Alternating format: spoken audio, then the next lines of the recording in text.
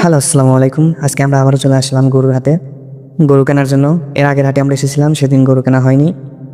আজ ইনশাল্লাহ আজকে আমরা গরু কিনবো। যদিও আজকে হাটে অনেক গরু কম উঠেছে, তারপরেও আজকে আমরা গরু কেনার চেষ্টা করব। আমরা প্রথমেই গরুর হাটকে ভালোভাবে দেখছিলাম এবং গরুর দাম সম্পর্কে ধারণা নেওয়ার চেষ্টা করছিলাম। গরুর দাম মোটামুটি ভালোই ছিল। আমরা গরু কিনতে বড় কোনো হাটে আসিনি, আমরা এসেছি আমাদের গ্রামেরই ছোট্ট একটা হাটে।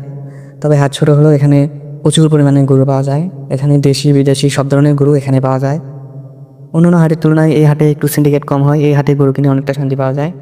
আমরা এসেছিলাম বগুড়া জেলার গাবতলী থানার তন্নি হাটে। হাটের পরিবেশটা ছিল অনেক সুন্দর এবং মনোরম। এর একটু ঐতিহ্যবাহী হাট এবং অনেক পুরনো হাট। অবশ্যই গরু কেনার ব্যবসা করতে হলে এই হাটে আসবেন। এই হাটে শুধু গরু নয়, ছাগল, হাঁস, মুরগি, ভেড়া সব কিছুই বিক্রি করা হয়। আপনারা আসতে পারেন। ধন্যবাদ এতক্ষণ সাথে থাকার জন্য। আমাদের ইউনিক ব্লগের সাথেই থাকবেন। আসসালামু আলাইকুম।